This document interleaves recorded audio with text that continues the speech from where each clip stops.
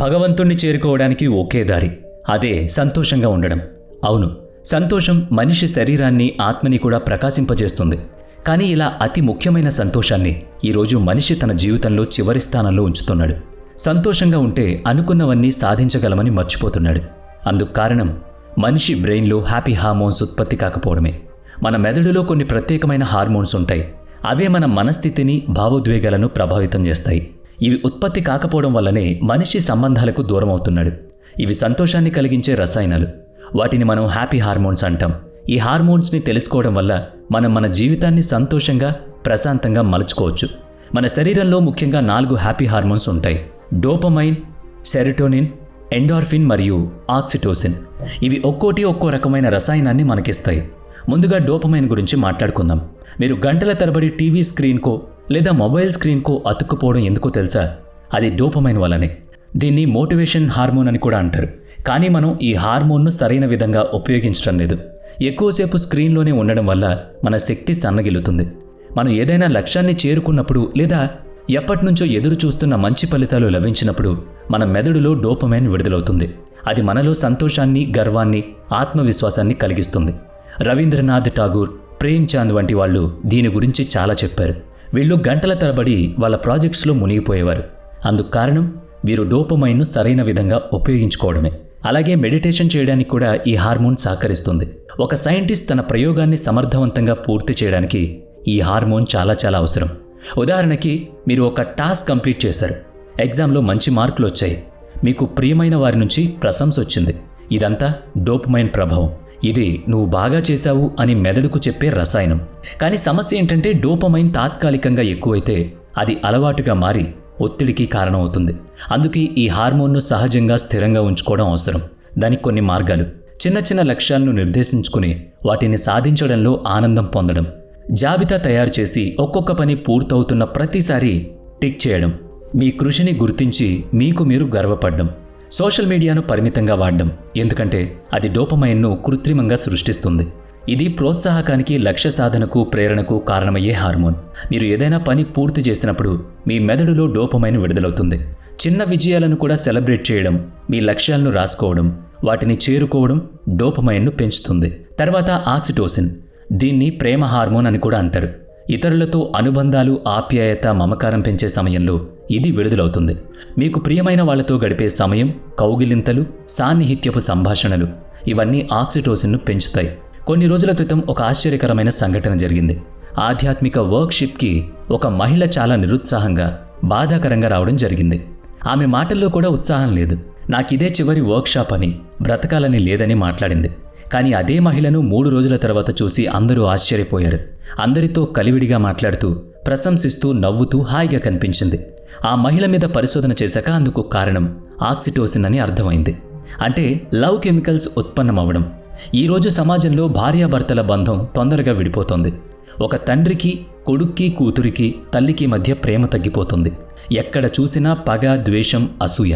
వీటికి కారణం ప్రేమపూర్వక కెమికల్స్, రసాయనాలు మన మెదడులో ఉత్పన్నం కాకపోవడం. ఎవరినైనా ప్రేమగా ఆలింగనం చేసుకున్నప్పుడు లేదా పెంపుడు జంతువుల పట్ల ప్రేమ చూపించినప్పుడు ఈ రసాయనాలు ఉత్పన్నమవుతాయి. ఈ ప్రపంచాన్ని నడిపించేది ప్రేమే. ఒక తల్లి ఎంత బాధలో ఉన్నా తన పిల్లల ముఖంలో నవ్వు చూసి అన్నీ మర్చిపోతుంది. పొద్దంతా ఎంత స్ట్రెస్లో ఉన్నా ఇంటికొచ్చిన తర్వాత పెంపుడు జంతువుతో లేదా పసిపిల్లలతో ఆడుకుంటే మనసు తేలికవుతుంది. ఇవన్నీ లవ్ కెమికల్స్ ప్రభావం. ఇది ప్రేమకు సంబంధించిన హార్మోన్. ఇది శారీరక, భావోద్వేగ అనుభవాలకి మూలం.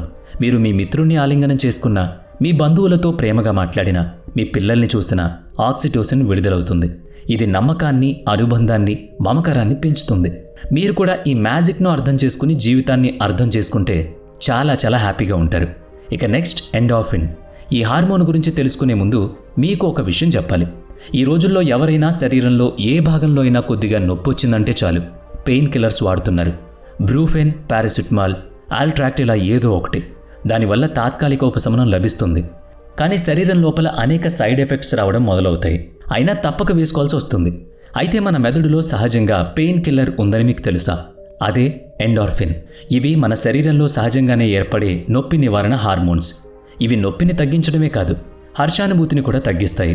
మీరు గట్టిగా నవ్వినప్పుడు, శరీరానికి వర్కౌట్ ఇచ్చినప్పుడు, మీరు సంతోషంగా కేకలేసినప్పుడు ఇది విడుదలవుతుంది. నార్మన్ కజిన్ అనే అతను ఎనాటమీ ఆఫ్ ఫిలైన్స్ అనే పుస్తకాన్ని రచించాడు. అతను ఎన్హాలజిన్ స్పాండిలైటిస్ అనే వ్యాధితో బాధపడుతుండేవాడు. మెడికల్ సైన్స్లో దీనికి ఎటువంటి పర్మనెంట్ ట్రీట్మెంట్ లేదు. ఫిజియోథెరపీ ద్వారా కొంత ఉపశమనం కలుగుతుంది. అతనికి ఎండార్ఫిన్ బ్రెయిన్లో విడుదలవుతాయని తెలుసు. అందువల్లే అతను ఎటువంటి చికిత్స లేకుండా తన ఆరోగ్యాన్ని తానే బాగు చేసుకుంటానని చెప్పాడు. కేవలం విటమిన్ సి సప్లిమెంట్లు తీసుకుంటూ వాటితో పాటు హాస్య చిత్రాలను చూస్తూ ఎండార్ఫిన్లను రిలీజ్ చేయడం మొదలుపెట్టాడు. కొన్ని రోజులకి అతని జబ్బు పూర్తిగా నయమైంది. మనం కూడా ఈ ఎండార్ఫిన్ మన మెదడు విడుదల చేసేలా చేయొచ్చు. దానివల్ల డిప్రెషన్, ఆందోళన కూడా తగ్గుతాయి. ఇక నెక్స్ట్ సెరోటోనిన్. ఇది మన మానసిక స్థితిని నిలబెట్టే శాంతియుత హార్మోన్. సెరోటోనిన్ ఉన్నప్పుడు ప్రశాంతంగా, నమ్మకంగా, గౌరవంగా అనిపిస్తుంది. ఇది నా జీవితానికి అర్థం ఉంది అనే భావనను కలిగిస్తుందట. ఎప్పుడైనా మీకు మీ పిల్లల బర్త్డేకి బయటకు వెళ్ళి సంతోషంగా గడుపుతున్న సమయంలో లేదా ఏదైనా పండగ పూట ఆనందంగా జీవిస్తున్నారు, అకస్మాత్తుగా రేపొద్దున బాస్ ఏమంటాడు అన్న ఆలోచన కలుగుతుంది. ఆ ఆలోచన రావడంతోనే ఇక మీరు చాలా డల్ అయిపోతారు, ఎంజాయ్ చేయలేరు. ఇదంతా సెరోటోనిన్ హార్మోన్ చేసే మాయ. మీరెప్పుడైనా సాధువులను చూసారా? వాళ్ళు ఎట్టి పరిస్థితుల్లో తమ చిరునవ్వును వదిలిపెట్టరు. ఎప్పుడు చూసినా నవ్వుతూనే ఉంటారు. అందుకు కారణం వారు ఎక్కువగా ప్రకృతితో కాలం గడపడం, సూర్యునికి దగ్గరగా ఉండడం, పచ్చదనాన్ని ఆస్వాదిస్తూ ఉండడం. అందుకే పొద్దున్నే సూర్య నమస్కారాలు చేయాలి అంటారు. ఆ సమయంలో ఈ హార్మోన్ ఎక్కువగా విడుదలవుతుంది. ఆందోళన, డిప్రెషన్లకు దూరంగా ఉంచుతుంది. పరిస్థితులు ఎలా ఉన్నా మీ మానసిక స్థితిని బలపరుస్తుంది. ఇది ముఖ్యంగా ధ్యానం, ప్రకృతిలో నడక, సూర్యకాంతిలో సమయాన్ని గడపడం ద్వారా సహజంగానే పెరుగుతుంది. ఉదయం సూర్యోదయాన్ని చూస్తూ వాకింగ్ చేయడం, ప్రకృతిలో సమయం గడపడం ఇవి సెరోటోనిన్ను నెమ్మదిగా పెంచుతాయి. అలాగే పాత మంచి జ్ఞాపకాలను గుర్తు చేసుకోవడం కూడా ఇది పెరగడానికి సహాయపడుతుంది. మనం ఎవరికైనా సహాయం చేసినప్పుడు కూడా ఈ హార్మోన్ మెదడులో ఉత్పత్తి అవుతుంది. అందుకే హెల్పింగ్ అదర్స్ హెల్ప్స్ యూ అనే మాట నిజం.